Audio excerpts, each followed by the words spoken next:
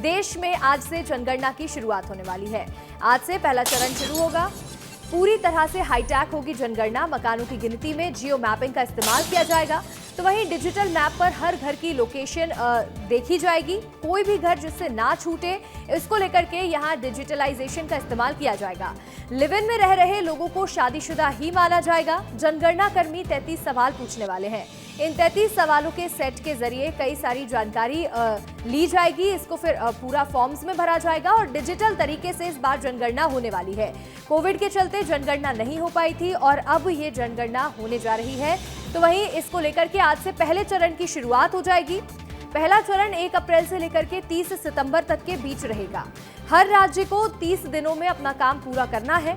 15 दिन पहले लोगों को खुद जानकारी भरने का विकल्प भी मिलेगा, यानी कि सेल्फ एन्यूमरेशन कर सकते हैं, खुद अपनी जानकारी भर सकते हैं।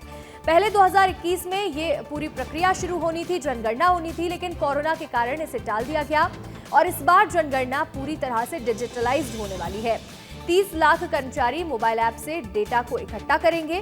जाति से जुड़ा डेटा भी डिजिटल तरीके से इकट्ठा किया जाएगा और आजादी के बाद पहली बार जाति आधारित गणना होने वाली है। जनगणना में 33 सवाल पूछे जाएंगे और इन सवालों के आधार पर ही जो जवाब देंगे उसी को माना जाएगा। ऐसे में सेल्फ एन्यूमरेशन का भी एक विकल्प है, यानी कि जब पूरी प्रक्रिया हो जाएगी उसके बाद खुद अपना जो डेटा है वो भी भर सकते हैं। आज से पहले चरण की प्रक्रिया शुरू हो रही है जनगणना को लेकर के। तो वहीं अब इस प्रक्रिया का आज से पहला चरण शुरू हो जाएगा, जो कि 30 सितंबर तक चलने वाला है। ये जनगणना पूरी तरह से हाईटेक होगी, यानी कि जियो मैपिंग का इस्तेमाल किया जाएगा मकानों की गिनती करने के लिए। इसके साथ ही जो डेटा है वो भी डिजिटलाइज्ड भरा जाएगा। दिल्ली से हमारे सहयोगी अमृत तिवारी जुड़ रहे हैं। अमृत, पूरे देश भर में जनगणना की शुरुआत होने वाली है। 2021 में टाल दिया गया था और अब 2026 में जनगणना हो रही है। क्या प्रक्रिया रहेगी और किस तरह से जानकारी दी जाएगी?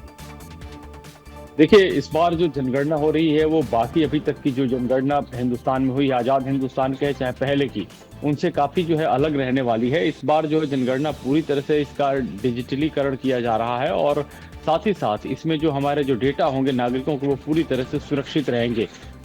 इस जनगणना की अगर मैं बात करूं तो इसको 2 फेज में लागू किया जाएगा। पहले फेज में जो जनगणना होने जा रही है, जो कि अभी अप्रैल से शुरू होकर सितंबर तक चलेगी, इसमें जो है तकरीबन 33 सवाल होंगे जिसमें नागरिकों को जवाब देना होगा। और इसमें जो पहला जो चरण है उसमें टारगेट है कि जो मकान है उनका जो है उसकी जियो टैगिंग की जा सके। और इसमें यह भी तय होगा कि अगर आपका मकान बना है तो किस तरह से बना है, उसमें कंक्रीट कैसा इस्तेमाल हुआ है, किस तरह की चीज़ें इससे इस्तेमाल में लाई गई हैं, छत किस तरह का है। ये तमाम जो बारीकियां हैं इसमें ये सारे जो है कंस्ट्रक्शन से जुड़े वो भी जानकारी दी जाएगी।